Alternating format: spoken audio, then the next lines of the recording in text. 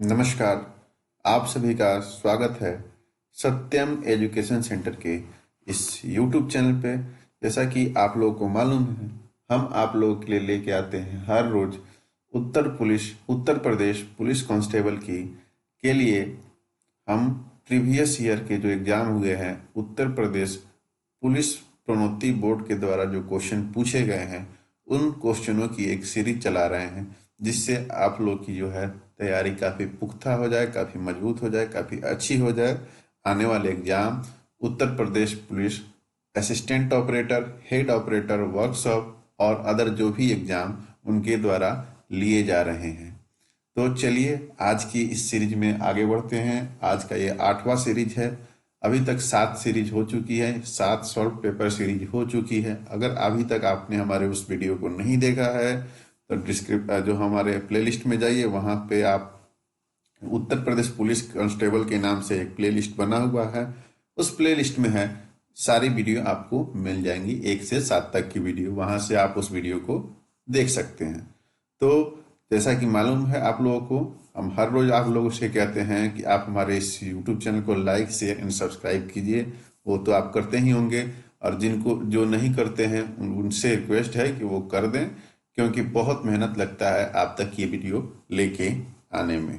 तो अगर आप हमारी बात से सहमत हैं तो अब आप चैनल को लाइक कीजिए, सब्सक्राइब कीजिए, अधिक से अधिक शेयर कीजिए। एक लाइक से हमको मोटिवेशन मिलता है ताकि हम और अच्छे से तैयार करके लाएं आपके लिए ये वीडियो।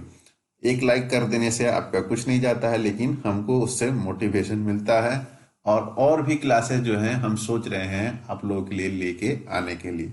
जैसे जनरल साइंस की क्लास मैं सोच रहा हूँ आप लोगों के लिए सुबह में 6 से 7 के बीच में लाने के लिए। अगर आप लोग हमारे इस बात से सहमत हैं, अगर आप लोग चाहते हैं कि वो जनरल साइंस की क्लास जो है हो सही समय पे हो और अच्छे ढंग से हो, तो आप लोग हमारे इस चैनल को लाइक कीजिए, शेयर कीजिए और अधिक से अधिक सब्सक्राइब कीजिए। आप लोग बहुत कंजूसी करते हैं, इसलिए मैं आप लोगों को 2 सेकंड का टाइम दे रहा हूँ। जल्दी से जल्दी आप लोग हमारे इस यूट्यूब चैनल को सब्सक्राइब कर लीजिए। जल्दी से जल्दी सब्सक्राइब कीजिए आप लोग। तब हम आगे बढ़ते हैं क्वेश्चन की तरफ। आज का जो क्वेश्चन है आप लोग के सामने हम लोग लेके आए हैं, उत्तर प्रदेश सब इंस्पेक्टर का जो एग्जाम हुआ है उसके क्वेश्चन के साथ हम लोग हाजिर हुए हैं। दूसरे दिन यानी 13 तारीख को जो सुबह शिफ्ट में एग्जाम हुआ था उसके क्वेश्चन यहाँ पे आप लोगों को देखने को मिलेंगे। चलिए, जैसा कि मुझे पूरा विश्वास है कि आप लोग हमारे इस चैनल को सब्सक्राइब कर दिए होंगे, तो चलिए हम लेके आते हैं, बढ़ते हैं आगे पहले क्वेश्चन की ओर। यहाँ पे आप लोग देख सकते हैं पहला क्वेश्चन है कि जो भूदान आंदोलन हुआ था, भूदान आंदोलन नाम सुने होइएगा, बहुत फेमस ही आंदोलन है भूदान आंदोलन। तो इसके अग्रणी, अग्रणी मतलब अगुआ, अगुआ मतलब जो इसके कर्ता धर्ता थे। जैसे आप लोग गांधी जी को जानते हैं, गांधी जी के द्वारा, महात्मा गांधी जी के द्वारा बहुत सारे आंदोलन चलाए गए थे। सत्याग्रह आंदोलन, चंपारण सत्याग्रह जो इसमें काफी फेमस था, मिल मजदूरों के लिए आंदोलन चलाया गया था, दांडी यात्रा चलाया गया था। तो बहुत सारे आंदोलन चलाए गए थे। उसी तरह एक आंदोलन था भूदान आंदोलन। भूदान आंदोलन ये किसके द्वारा चलाया गया था? तो ये चलाया गया था विनोबा भावे के द्वारा। मैंने आप लोगों को पहले ही बताया है कि आप लोग कॉपी कलम लेकर बैठिएगा, क्योंकि इस एक वीडियो में आप लोगों को सिर्फ इसके क्वेश्चन के साथ साथ सिर्फ क्वेश्चन नहीं देखने को मिलेंगे, इसके साथ साथ बहुत सारे बातें आप लोगों को जानने को मिलेगी जो आपके एग्जाम के लिए काफी हेल्पफुल रहेगा। तो महात्मा गांधी के द्वारा कौन कौन से आंदोलन चलाए गए थे? सत्याग्रह आंदोलन, जिसको हम चंपारण सत्याग्रह आंदोलन भी बोलते हैं। खेड़ा आंदोलन, सॉरी, ये मिल मजदूरों के लिए एक आंदोलन चलाया गया था। दूसरा, तीसरा दांडी यात्रा चलाया गया था। ठीक है, भारत छोड़ो आंदोलन में भी ये थे। तो ये बहुत सारे आंदोलन, जो असहयोग आंदोलन भी चलाया गया था, किनके द्वारा? महात्मा गांधी के द्वारा। बात करें स्वामी विवेकानंद की, तो स्वामी विवेकानंद के बारे में कौन नहीं जानता। भारत को विश्व गुरु बनाने का सपना इनके द्वारा देखा गया था। तो अभी अभी आप लोगों को मालूम होना चाहिए कि 12 जनवरी जो है बीता है, 12 जनवरी को हम लोग युवा दिवस मनाते हैं इन्हीं की याद में। आगे बढ़ते हैं अगले क्वेश्चन की ओर। किस विटामिन की कमी के कारण इंसान में रक्त अल्पता का रोग होता है?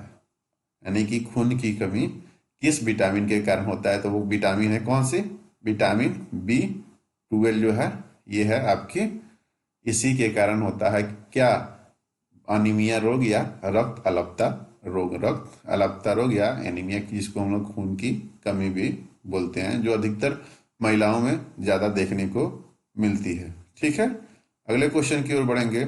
अगला क्वेश्चन है हमारा कि भारतीय संविधान का कौन सा अनुच्छेद राज्य को पर्यावरण के संरक्षण तथा संवर्धन के लिए निर्देशित करता है। भारतीय संविधान का पूछा गया कौन सा अनुच्छेद है जो राज्य को पर्यावरण के संरक्षण एवं संवर्धन के लिए निर्देशित करता है, यानी निर्देश देता है। तो ये अनुच्छेद है 48A। ठीक है, 48A जो है राज्य को पर्यावरण तथा संरक्षण तथा संवर्धन के लिए प्रेरित करता है या निर्देशित करता है। ठीक है, बात करेंगे 43A की। आर्टिकल 43A क्या था, तो ये था जो मैनेजमेंट ऑफ लेबर था, एक तरह से बोले तो उसके लिए ये चलाया गया था। आर्टिकल 39 ये किसके लिए था, ये था राज्य को सुनिश्चित करना सभी के लिए काम होना चाहिए, ये बातें सुनिश्चित करना होता है राज्य को, समान काम के लिए समान वेतन इसी में आता है। आर्टिकल 39A में आता है वो, और राज्य के में सभी को बिना किसी भेदभाव के रोजगार प्रदान करना, ये आर्टिकल राज्य की ये जिम्मेवारी है, आर्टिकल 39। ठीक है, यहाँ पे आप लोग देख सकते हैं। आर्टिकल 44 की बात करें तो आर्टिकल 44 क्या है, आर्टिकल 44 जो है, आर्टिकल 44 क्या है, आर्टिकल यूनिफॉर्म सिविल कोड, ये कहाँ पे लागू है, ये गोवा में लागू है। आर्टिकल 44 क्या है, आर्टिकल 44 क्या कहता है, आर्टिकल 44 कहता है यूनिफॉर्म सिविल कोड के बारे में बताता है, ये कहाँ पे लागू है, अभी गोवा में सिर्फ लागू है। ठीक है, अगले क्वेश्चन की ओर बढ़ेंगे। अगला क्वेश्चन आप लोग यहाँ पे देख सकते हैं। अगला क्वेश्चन 2020-21 के बजट के अनुसार सरकार ने कृत्रिम गर्भाधान की व्याप्ति को वर्तमान 30% से बढ़ाकर ब्लैंक करने का लक्ष्य रखा है। कृत्रिम गर्भाधान, ठीक है, तो ये 70% करने का लक्ष्य रखा है। ये बजट का क्वेश्चन है, ये उतना इम्पोर्टेंट नहीं है, ये पुराना हो जाएगा उस समय तक जब आपके एग्जाम होंगे। करंट अफेयर्स का क्वेश्चन था। अगले क्वेश्चन की ओर बात बढ़ेंगे। अगला क्वेश्चन है हमारा, यहाँ पे आप लोग देख सकते हैं। अगला क्वेश्चन यहाँ पे आप लोग देख सकते हैं। अगला क्वेश्चन है भारतीय संविधान की 7वीं अनुसूची के संदर्भ में संक्रामक या संसर्ग रोगों का विषय ब्लैंक्स का एक भाग है। यहाँ पे आप लोग देखिए, फिर से एक अनुसूची से क्वेश्चन आ चुका है। प्रीवियस जो सेट हम लोग कराए थे, 7th सेट था, उसमें आप लोगों ने देखा होगा कि उसमें भी एक अनुसूची से क्वेश्चन पूछे गए थे। तो जो हमारी 12 अनुसूची है, टोटल कितनी अनुसूची है, 12 अनुसूची है। 12 अनुसूची कितने इंपॉर्टेंट है ये आप लोग देख सकते हैं। ये 7वीं अनुसूची के बारे में पूछा गया था, पिछले में 9वीं अनुसूची के बारे में पूछा गया। तो 7वीं अनुसूची में संक्रामक या संसर्ग रोगों का विषय किसमें रखा गया है, ये बात पूछा गया था, ये कंकरेंट लिस्ट में। कंकरेंट जो समवर्ती सूची होती है, ये क्या होती है, ये मैं आपको लोगों को थोड़ा सा ब्रीफ कर दूं कि समवर्ती सूची जो होती है, इस पे जो है कानून बनाने का अधिकार जो होता है, ये किसके पास होता है, ये होता है, यानी इसमें जो विषय है, जैसे उस पे जो होगा, उस विषयों पे अगर कानून बनाने की बात पूछा जाए तो इन पे कानून बनाने का जो अधिकार होता है वो राज्य सरकार और संघ सरकार यानी कि केंद्र सरकार दोनों के पास होता है। अगला बात करें स्टेट की, तो इस पे सिर्फ स्टेट गवर्नमेंट का होता है, और संघ में संघ यानी कि केंद्र सरकार के पास सिर्फ इस पे कानून बनाने का अधिकार होता है। ठीक है, आपको मालूम होगा कि 7वीं अनुसूची, 8वीं अनुसूची क्या बताती है। 8वीं अनुसूची जो है हमारे भाषा के बारे में बताता है कि हमारे संविधान में कितने भाषा की चर्चा के, कुल अभी तक 22 भाषा के बारे में बताया गया है। 9वीं अनुसूची की बात करें तो 9वीं अनुसूची जो है किससे है, 9वीं अनुसूची ये है हमारे भूमि सुधार से। कल ही मैंने आपको पढ़ाया था भूमि सुधार। 10वीं अनुसूची दल बदल, 11वीं ग्राम पंचायत और 12वीं जो है स्थानीय नगरीय शासन व्यवस्था से है। तो ये क्वेश्चन जो है आप लोग देख लीजिए, एक क्वेश्चन में आप लोगों को मैं कितना क्वेश्चन बता चुका हूँ। अगर आप लोगों को लगता है तो आप लोग इसको नोट भी कर सकते हैं, एक कॉपी कलम साथ में रखिए, उसको नोट कर लीजिए, क्योंकि इससे बाहर कुछ नहीं आएगा। जितना क्वेश्चन मैं पढ़ा दूंगा ये क्वेश्चन बहुत ही इंपॉर्टेंट होने वाला है, क्योंकि इसी से के आसपास क्वेश्चन पूछे जाते हैं बार बार। मैंने अभी आप लोगों को 3-4 क्वेश्चन एक ही इस 5वें नंबर क्वेश्चन में बता दिया है। अगले क्वेश्चन की ओर बढ़ते हैं। 6ठा नंबर क्वेश्चन है, भारतीय संविधान के निम्नलिखित में से किस भाग में संघ लोक सेवा आयोग से संबंधित प्रावधान शामिल है? यहाँ देखिए, संघ यूपीएससी, ठीक है। कल भी यूपीएससी से क्वेश्चन पूछा गया था कि जो यूपीएससी से कल के सेट में आप लोगों ने देखा होगा कि यूपीएससी से में जो नियुक्तियां होती है वो किनके द्वारा की जाती है? मोस्ट प्रोबेबली यही क्वेश्चन था, वो राष्ट्रपति के द्वारा की जाती है। तो ये अब इस बार पूछ दिया है कि यूपीएससी जो है किसने कौन से भाग में शामिल है? तो ये भाग है कौन सा? 14।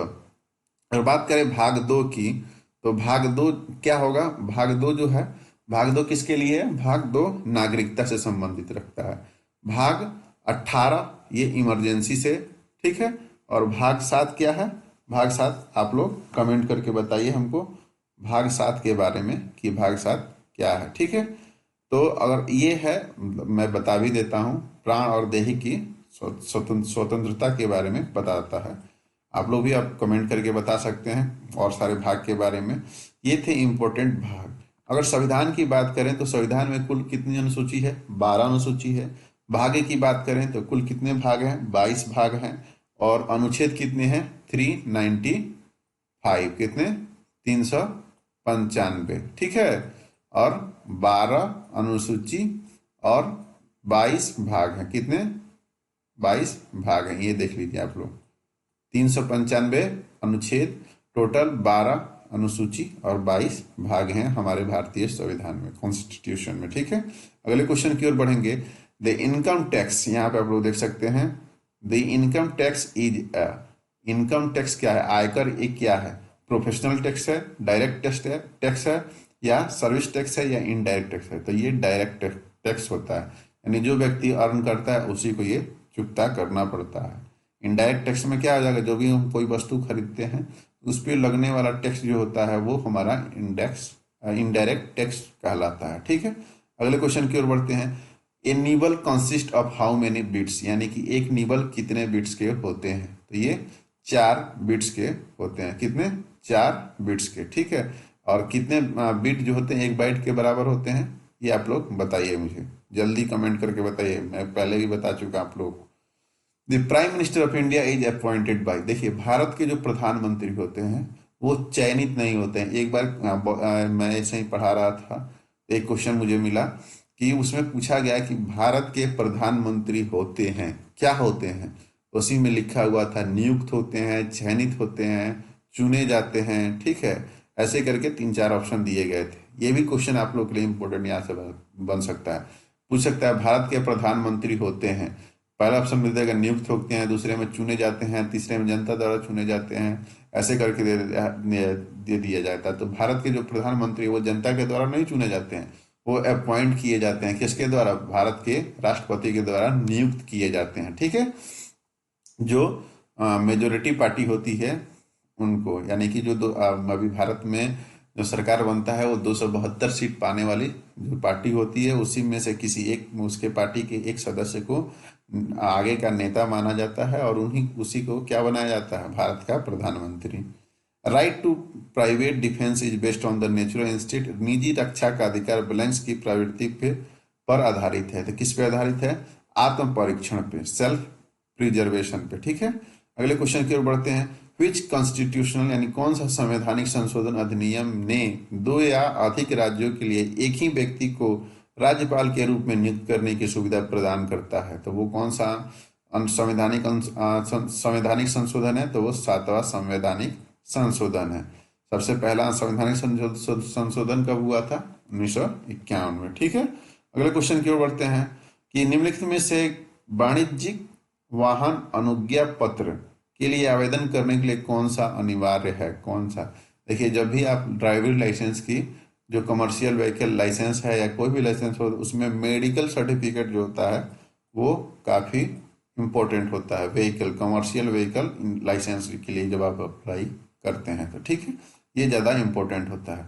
ये उतना इम्पोर्टेंट नहीं है, ये भी उतना इम्पोर्टेंट नहीं है सब, लेकिन ये जो है काफ़ी इम्पोर्टेंट है, ठीक है, यही इसका आंसर हो जाएगा।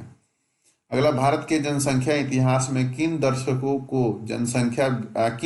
को जनसंख्या विस्फोट की अवधि कहा जाता है? तो ये कहा जाता है 1951 से 1981। इसी वक्त क्या होता है, इंदिरा गांधी के समय में नसबंदी का चर्चा काफी जोरों पे देखने को मिला हुआ था, क्योंकि उस समय क्या था, भारत की जनसंख्या में एक बहुत अधिक उछाल देखने को मिला था इन ईयर के बीच में। ठीक है, भारत में सर्वोच्च कानून अधिकारी कौन होता है?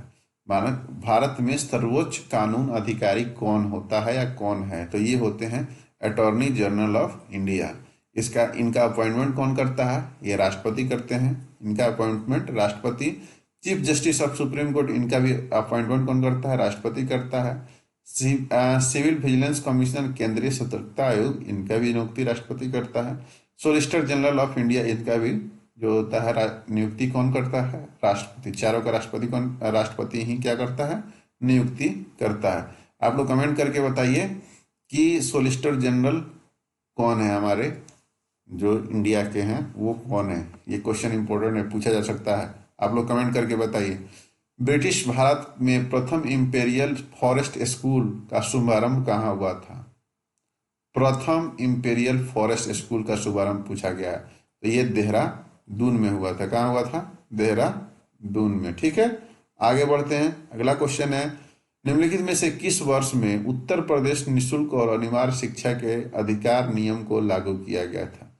जो राइट टू एजुकेशन एक्ट है उसको उत्तर प्रदेश में कब लागू किया गया था, ये बातें पूछा जा रहा है। तो ये 2011 में लागू किया गया था। 73वें संवैधानिक संशोधन अधिनियम को भारत की संसद द्वारा किस वर्ष में अधिनियमित किया गया था? 73वें संवैधानिक संशोधन किससे संबंधित है? ग्राम पंचायत से। तो ये कब किया गया था? 1992। इसके साथ एक और संवैधानिक संशोधन था, वो उसका नाम बताइए। उसका नाम था 74। ये क्या था? शहरी निकाय से संबंधित था। शहरी निकाय की जो शासन व्यवस्था है उससे संबंधित है 74वां। ये भी 92वां संवैधानिक संशोधन के समय 1992 में हुआ था 74वां संवैधानिक संशोधन। अगले क्वेश्चन की ओर बढ़ेंगे। शाही फरमान के मुद्दे पे कौन से मुगल सम्राट का संबंध थॉमस रोसेस था? तो ये थे जहांगीर। अगले क्वेश्चन की ओर बढ़ेंगे। ठीक है, अगला क्वेश्चन है, सभी मानव अधिकार सार्वभौमिक, अविभाज्य और अनुन्याश्रित और परस्पर संबंधित है। इसका रीजन दिया है 1993 में मानव अधिकार पर विश्व सम्मेलन ने इसी पे जोर दिया है। तो इसमें दोनों सही है, बोथ ए एंड आर सही, यानी कि बोथ ए जो है क्या होगा? एजर्शन यानी अभिकथन, और उसका तर्क दिया गया था आर, ये भी सही है। यहाँ पे आप लोग देख सकते हैं।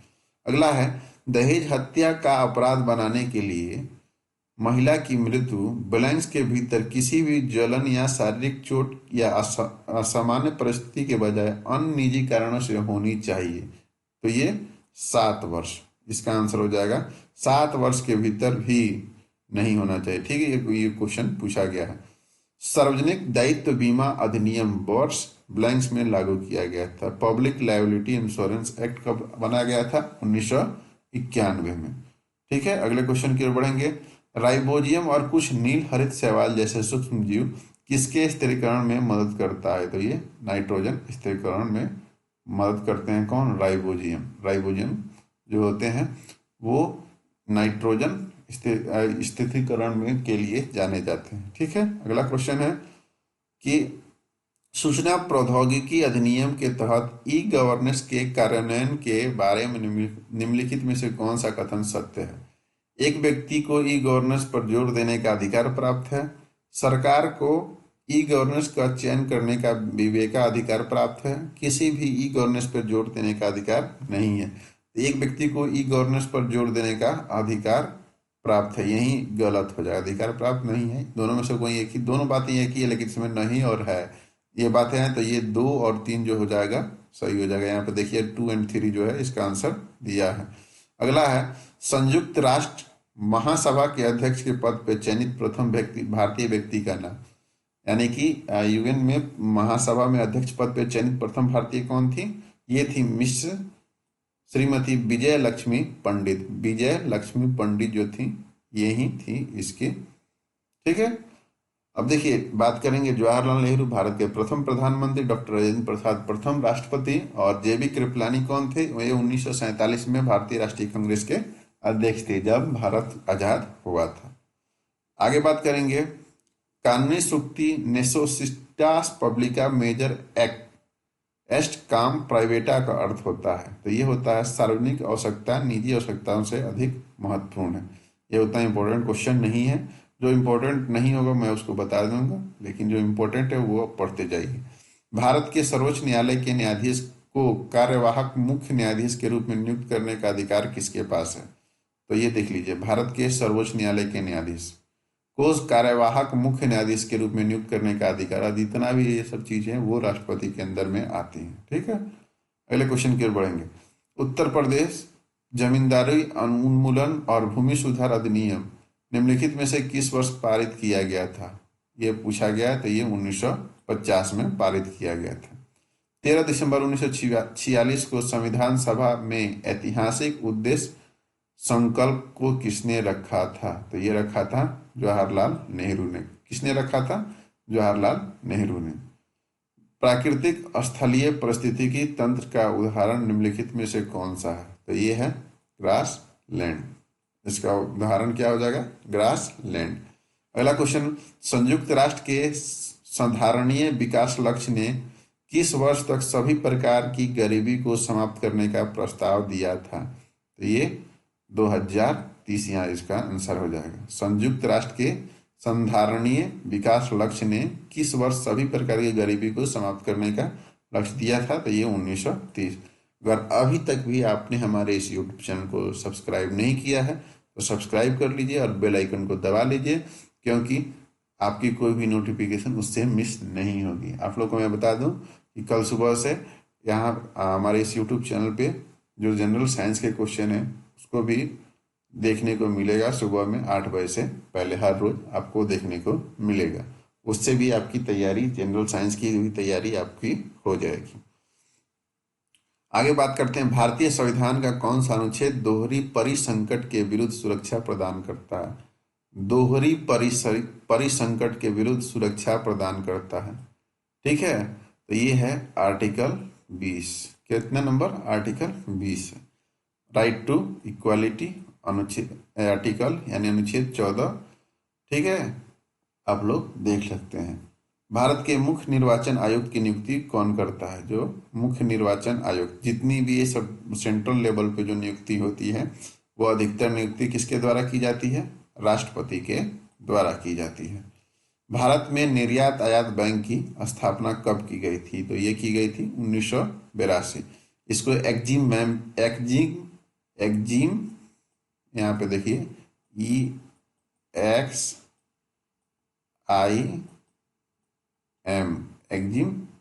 एक्जिम बैंक की भी नाम से भी जाना जाता है, एक्सपोर्ट और इंपोर्ट बैंक। इसकी स्थापना 1982 में की गई थी। इसी समय एक और बैंक की स्थापना की गई थी 1982 में। वो बैंक थी नाबार्ड। एग्रीकल्चर बैंक जो था वो किया गया था। शिवरमन समिति के सिफारिश पे नाबार्ड बैंक की स्थापना 1982 में ही की गई थी। एक्जिम बैंक की स्थापना कब की गई थी? ये भी की गई थी 1982 में। अगले क्वेश्चन की ओर बढ़ते हैं। निम्नलिखित में से कौन सा समझौता भारत और अमेरिका को ईंधन भराई और पुनर्भरण के लिए एक दूसरे की निर्दिष्ट सैन्य सुविधाओं तक पहुंच प्रदान करता है? तो ये है लेमो जो है LEMO जो हो जाएगा इसका आंसर हो जाएगा। फेसबुक पर शो देखने के लिए निम्न में से कौन से प्लेटफॉर्म का उपयोग किया जाता है? तो ये फेसबुक वॉच। ये फेसबुक देखिए, सोशल मीडिया हैंडल से भी एक क्वेश्चन पूछा गया। पिछले सेट में भी एक क्वेश्चन पूछा गया था इंस्टाग्राम में IGTV का मतलब क्या होता है? तो वो इंस्टाग्राम TV फेसबुक वॉच से भी क्वेश्चन पूछ दिया गया। यहाँ देखिए, ये सब क्वेश्चन जो है रिपीट होंगे, ये मेरा गारंटी, ये सब क्वेश्चन रिपीट होते हैं, क्योंकि इसका आप लोग अलग कोई इसके अलावा कोई भी क्वेश्चन इससे नहीं बना सकते हैं ना। ये क्वेश्चन ऐसे ही पूछा जाएगा, इसमें कोई भी हेर फेर भी देखने को नहीं मिलेगा। अगला, किसी कोशिका के भीतर केंद्र में स्थित विशिष्ट गोलाकार संरचना को क्या कहा जाता है? तो वो कहा जाता है न्यूक्लियस। क्या कहा जाता है? न्यूक्लियस। अगले क्वेश्चन की ओर बढ़ेंगे। केंद्रीय सूचना आयोग द्वारा लगाया गया जुर्माना ब्लैंक्स तक बढ़ सकता है। कितने रुपए तक बढ़ सकता है? तो वो 25,000 रुपये तक बढ़ सकता है। केंद्रीय सूचना आयोग के द्वारा लगाया गया जुर्माना जो होगा वो 25,000 रुपये तक बढ़ सकता है। 38वें नंबर क्वेश्चन की ओर बढ़ेंगे। भारतीय संविधान की किस अनुसूची में दल बदल विरोधी कानून के प्रावधान शामिल है? देखिए, मैं पहले ही आपको बता चुका कौन सा है। ये 10वां अनुसूची है। 9वां मैंने बताया आपको भूमि सुधार। 7वां जो है अनुसूची किससे है संबंधित है? ये सूची जो जारी है, राज्य सूची, संघ सूची और समवर्ती सूची के बारे में बताता है। ठीक है। चौथे अनुसूची के बारे में आप लोग कमेंट करके बताइए, कमेंट करके बताइए हमारे इस कमेंट बॉक्स में। अगले 39वें नंबर क्वेश्चन की ओर बढ़ते हैं। ब्लैंक्स के मामले में एक समतावादी सामाजिक व्यवस्था की स्थापना को संविधान की मूल संरचना के रूप में माना गया था। तो ये समता बनाम आंध्र प्रदेश। ये देखिए, केस के बारे में भी हर एक केस के बारे में भी एक क्वेश्चन पूछा गया था। ये उतना इम्पोर्टेंट नहीं है आप लोगों के लिए, लेकिन देख सकते हैं बस। लास्ट क्वेश्चन है आज का कि राष्ट्रीय सुरक्षा अधिनियम 1980 के प्रावधान को ब्लैंक्स के मामले में सर्वोच्च न्यायालय की 5 न्यायाधीश की पीठ ने बरकरार रखा था। ये भी एक क्वेश्चन ही है, ये केस वाला क्वेश्चन है। ये भी उतना इम्पोर्टेंट आप लोगों को उत्तर प्रदेश पुलिस कांस्टेबल के लिए नहीं है। ये है ए.के. रॉय और versus Union of India. A K. Roy बनाम भारत संघ, भारत के संघ जो है, इसके बीच में ये केस चला था। तो चलिए, आज के लिए इतना ही।